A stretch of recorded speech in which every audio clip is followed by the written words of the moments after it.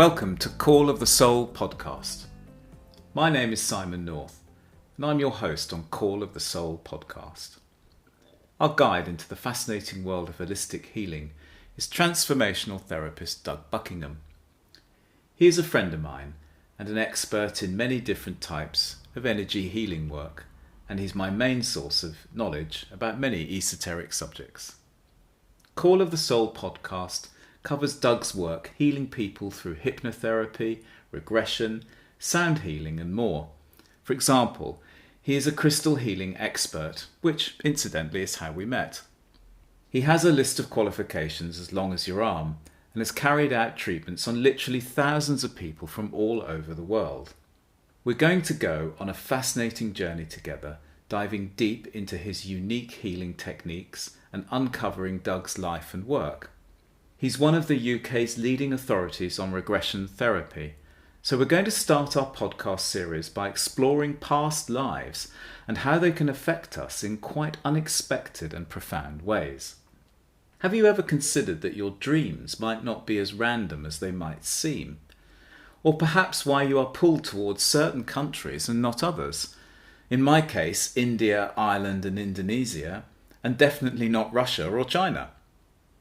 Could it be that we are picking up information and making daily decisions and life choices based upon our soul's experiences in previous incarnations? Do ancestral memories embedded in our DNA actually guide us along life's pathways?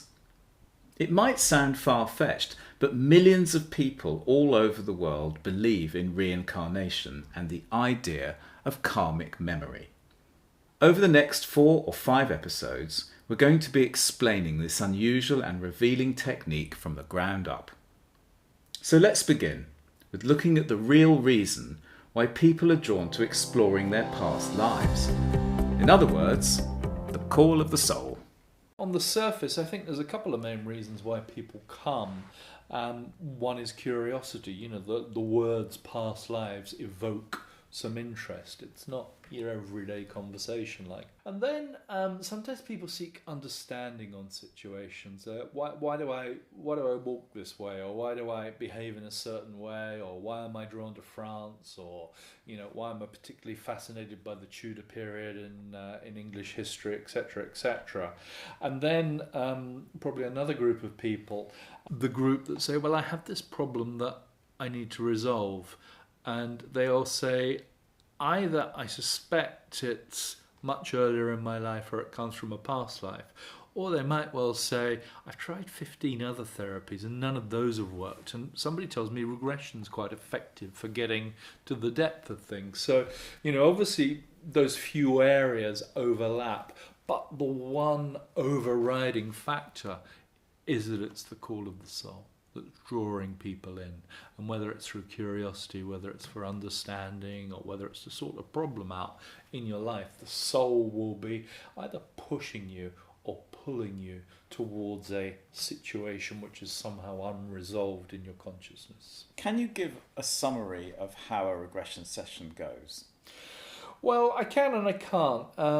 I can't because often they're all different. But if I take a typical regression session, really what we're looking to do, and that there are a number of different ways to get somebody into a regression. The fact of the matter is that some people access them more easily than others. Hypnosis is a very beneficial and useful route to get people in. Sometimes when people have got very tangible issues on the surface, we can use the issue to go back to a past life. So there's the entry point is the first aspect of the regression. It's getting somebody into regression. Sometimes, perhaps that takes 20 minutes of hypnosis, or perhaps that takes 2 minutes of another way of getting people in. And then we're looking to get the story. We're looking to find out the story in somebody's past life that's relevant to their situation now. That's when we've got somebody who's working through an issue or a problem, and we get the story. We find out what happened. We find out, in particular, it's not always the focal point, but often it's an important point, is what was unfinished in that life. What was unfinished in that life is often what we're working on in this life, i.e. it's unfinished business. I call it the soul's unfinished business. And then after we've got that, often that'll be at the death point, but it doesn't necessarily have to be. Once we've gone through the life, and sometimes that can take a bit of time, then we're looking to facilitate the client's transformation of the story. Sometimes that's really about gaining awareness of what happened in the story. Sometimes that's enough for transformation and relief. Sometimes we need to get closure, and there's a number of different ways that we could get closure. But loosely, it's going into the life, getting the story, transforming the story. So this is not, strictly speaking, a memory. You're accessing something different than a memory. Well, I guess it's a fairly debatable point. Let's debate it then. I could argue it both ways. I could say that yes, much like on a computer, we have short-term memory, which I believe is called RAM, RAM, and we can, on a computer, you access what you're doing right now. And if you go into the hard drive, you might find things from 5 years ago, 10 years ago, depending how old your computer is. I believe it's the same with the consciousness. Our conscious mind holds our immediate short-term memories, and our subconscious mind, which we could argue we go into that for our past life memories, we're accessing a memory. So yes, I could make a case for saying these are memories. There's a question here about whether the memory or the information or the story is true or not, and whether that is actually relevant to a person's healing. There's a number of different arguments for whether a past life memory or indeed reincarnation is actually true or not. And where you could start that thought process is by looking around the world and looking at the people of the world, and there's probably about 1 billion or so Hindus, there's probably about 500 million or so Buddhists, then there's various other cultures and philosophies that have a belief in reincarnation.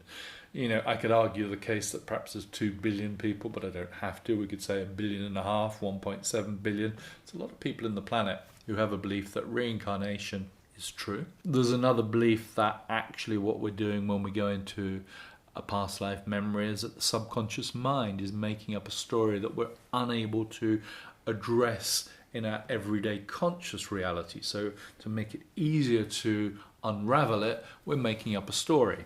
One of the critics' biggest criticisms, if you like, of past lives is that something that they call cryptomnesia, whereby the subject actually remembers the plot of a book that they read 10 years ago, a film that they saw 25 years ago, and in regression they're putting that together and presenting it as a past life story.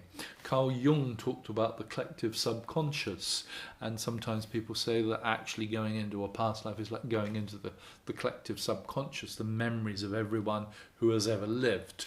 And then there's another case for saying that past lives are ancestral memory, or they're encoded in our DNA in some way. And we are a product of our parents' DNA, that's for sure. What I'd say is that all of these things have truth to them. None of them are the truth, but they all have truth. But for me, it doesn't really matter about the truth of the story in the sense that it can be found in a history book. Most important perspective is the client's healing, and whether the resolution of that story, whether it's completely true or not, the resolution is the most important thing. We're resolving a problem which is sitting in their consciousness. For me is the key to regression. I'm a firm believer in reincarnation. I think there's lots of circumstantial evidence around it that will probably never be concrete evidence. People have gone out of their way to do research and try and find out for sure. But for me, that's not really the issue. It's a great form of healing. That's the issue. I'm never seeking to prove a point with regression, but I am offering an avenue for people to do in-depth healing on themselves. The death point is a really important part of regression, and actually, when I first heard that, it slightly sounded scary. So could you just shed a little light on the death point and its significance in this work? I mean, it is, it is a scary phrase, I guess. Sometimes I say the end of that life, which kind of softens it a little bit. We have a fear of death in the West. We have a lot of taboo around it, and I think that's probably part of the scariness of that phrase. But the reality is, if it's a past life, then it's over. So there was a point where it ended, or a death point, depending on the vocabulary that you use. Often, the place where that life ended, the death point, is where we find the soul's unfinished business. What we'll look for at that point is the emotions that a person died with. We'll look for their thoughts. We'll look for any physical ailments that might have been present for them at the time. We'll be looking at whether they kind of got stuck or fragmented their energy, if that life in particular was traumatic at the death point. So that's really what we're looking for. I tell the people that I train that this is a potential area where they might find gold that will help with the client's healing. It's not the only place, but what we're looking for is pivotal moments in the life, but in particular we look at the death point to see how they finished it. What was unfinished? You mentioned emotion there, and this is emotional work. Emotions do come up, and I'm interested to just explore that a little deeper, if you don't mind. It's a fascinating area. I mean, I take the view that emotions are very strongly related to dis-ease, illness, whatever you're going to call it.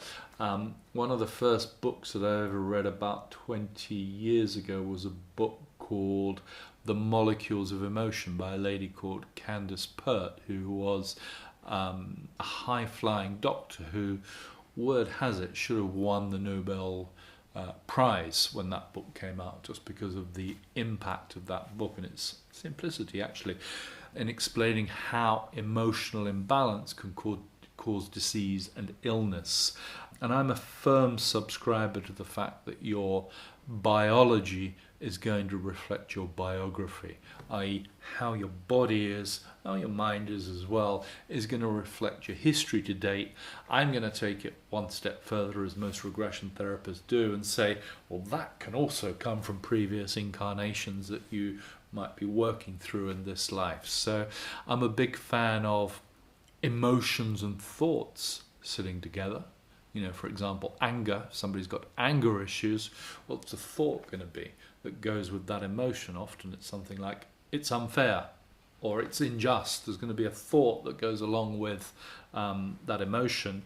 And what will happen is that when we're unable to express that emotion, it will often impact into our physicality. So for me, emotion's a big part of regression therapy, and giving people license to release emotions during a regression therapy session can be a very important part of the process. I've had people, and it's not necessarily the norm, but I've had people who've come in and shed tears for an hour, and it had relevance, it had context within the story, and that's been the healing that they've needed to be able to move forward. It's been that release. We're kind of, I think in British society especially, we're conditioned to keep a stiff upper lip, to repress, to not overtly display our emotions. And of course, we don't want to walk down the high street crying. But, being able to express them in an assertive, productive manner, to be able to release them is, for me, it's fundamental to health. Can you give an anecdotal story of somebody who had perhaps an unusual emotional response to the work? I mean, obviously people are going to cry, but I'm sure that it can be quite dramatic. I can think of a fellow, which is a little bit more unusual, who came a few years ago, and actually this was current life, and this fellow was due in court for road rage. And this wasn't an isolated incident, let's say, and he'd come to me through somebody that I knew whose relative he was married to, and she said, for God's sake, get yourself sorted out. This has gone beyond a joke. And he came along, and what had happened with him was that he'd actually moved to a new area at the age of 7, and he'd got picked upon by a rival gang as he was walking home from school one day. And being a little boy, he was unable to defend himself or to run away. As a result, his father had taught him to fight afterwards. But what had happened was that all of that rage that he'd felt at that point, where he'd wanted to fight back and 6 people had held him down, where he'd wanted to run away, the traditional fight or flight response had really been quite suppressed in him. You know, I remember him saying, it's not fair, it's not fair. And when he went into this memory, his legs were kicking and his arms were moving and his body was really expressing what he wanted to do back then, but could never do. And I have to say at this point, this was a very normal bloke. This wasn't somebody who had necessarily a belief system in regression or anything healing in nature. He was a little bit, let's say he was very serious to get his life sorted out, and you know, he sort of came slightly off-piste to find me. So it was an unusual reaction for somebody who wasn't expecting that. Would you say that chap was a bit sceptical of this work? Yeah, I would, yeah. He was open, but healthily sceptical. You know, the people who are completely sceptical usually don't come. So this chap had an intention. So having an intention when you come into a regression situation, is that an important part of the healing process? It really is. I take the view that we live in a quantum universe, i.e. what will happen is that quantum physics will affect the energy work that we do. Now, I'm not going to claim to be an expert in quantum physics, but I am going to just share my little bit of knowledge, and that is that the observer influences the experiment as a principle of quantum physics. It's called Bell's theorem, I believe, and how we relate that to the work we do, the observer is the intention. So having an intentional influence which way the energy goes. When we set an intention for a past life that goes to the source of John's money problems, for example, we're using the intention to really direct the energy to that point in time and space, whether it's whether it's in the current life or more often in a past life. My personal experience of this was that I came to the course without really considering an intention, and so I remember making one up pretty quickly. Wondered whether it was powerful enough, but it certainly was. It was incredibly powerful. Perhaps showed that you don't have to have a clear intention like giving up smoking or an anger issue to get something out of this. You know, I think you do. I can't remember what your intention was. You did tell me, but I think you need to direct the energy. You know, if somebody comes along and kind of says, well, I want to be healthier, that's great, but what does it really mean? I want to be happier. Again, great, but what does it really mean? Let's just focus your intention onto what we want to do. There's a part of the consciousness called the reticular activating system as well. And for example, if you decide that you want to buy a red electric car, then when you drive down the M40, you're probably going to start to see red electric cars. Now, it's not to say they wouldn't have been there before, but there's part of your brain that's suddenly going to become much more aware and much more tuned into the red electric car on the M40. So when we focus, then we tend to find what we want. When we keep talking vague, then we tend to get vague. So I'm a big fan of intention and avoiding vague. Vague is a little bit of resistance, to be honest with you. When people say, oh, I don't really know what I want, then, that's fair enough, because I think you could extend that to a lot of people around, but it's probably not going to get you where you need to go. One of my questions is, how do people recall what happens during their regression? By that, do you mean how do they process in their inner world? Is that the meaning of where you're going with that question? When you have a regression, and I'm assuming you have had a regression of yourself, course. So it'll be like a dreamlike experience. Okay, I get you. So everyone will experience slightly differently. And by the way, I would say, just to address one of your comments, it's really important if anybody listening to this is thinking about going to a regression practitioner, definitely find someone who's been through the experience. That's a question that you should ask them. If they haven't been through the experience, then I would question their qualification to be able to help you properly. Yeah, it's like anything in life. If you haven't been through it already, then it's possible that you can deal with it well. But generally, the people who have been through it are more of an expert than the people who haven't.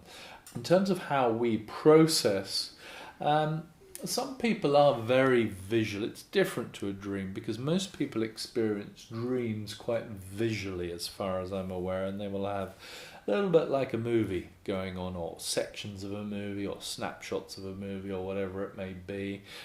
Whereas with the past life stuff, and even the current life memories, people tend to go into one of several inner senses. They might possibly see the movie or film, or they might have a feeling for what's going on. One of my students in Mexico a few years ago was really struggling with the concept of expecting to see when she went into a past life, to see in her inner world. When we'd kind of had the conversation, and I taught her that she was probably a feeler, she was more kinesthetic, then actually she was much more descriptive than anyone I've met for a very long time about the past life experience. She could relate to her feelings much more tangibly.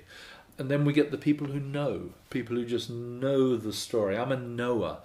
The first time I ever experienced a past life regression in full, I actually, as I was going into the session through hypnosis, I had this weird smell that really wasn't a very nice smell in my awareness. It wasn't a smell in the room around me, but it was a smell that I kind of recognized, and on the basis of that smell I knew what the story was. It kind of unlocked part of my brain that held that memory, and I was able to, I didn't really get many images in that early regression, but I knew the story. So I was able to tell the story quite fluently and quite easily. It was just a knowing for me, and I had no idea why I knew that story. But it came out spontaneously without really much visual input. A little bit of kinesthetic input for sure. I'm quite a feeler. So for most people, there might be a bit of seeing, there might be a bit of feeling, there might be a bit of knowing. They might be combined, or it might be one dominant inner sense. It might be the seeing for some people. But sometimes people get that, they have that misconception that they have to see in their inner world. And it's not. It's how our inner senses, plural, work for us. Really what we're using is the imagination in the sense of the imaginal realm, which is an area where we access memory rather than the fantasy where we're making it up. Does that answer your query there? It does. During the course of your answer there, I was just thinking, does anybody have a regression experience that's clairaudient? People will get some auditory input when they're doing the healing aspect, perhaps from their spirit guide or from an ancestor spirit that they're working with for the healing. That will most definitely come in. And there's probably people who have a little bit of auditory input during the regression, but I would say they're probably less common. Thank you, Doug. Oh, you're most welcome. It's always a joy to talk about this. Okay, so I'm going to confess what my intention was for the Exploring the Past Lives course, which we talked about. I found out that I was a druid in ancient times, and I wanted to know how this might impact on my own spiritual journey. And do you know what? It's made me realise a lot about my beliefs and working with nature. I can't think of another way I would have made this self-discovery other than past life regression. Oh, and by the way, you'll find some useful links in the show notes about reticular activation system, the book Molecules of Emotion by Candice Pert, and Carl Jung's collective subconscious ideas. You'll also find a link to Doug's own website should you want to contact him directly and have a look at the courses that he offers. We're going to keep going into regression work over the next episode, which will cover healing past lives and the gifts and talents that may be passed down from your ancestors. Plus we'll look into the role of spirit guides. Please subscribe to this podcast so you'll automatically get notification of the next episode in your podcast feed. Thanks for listening.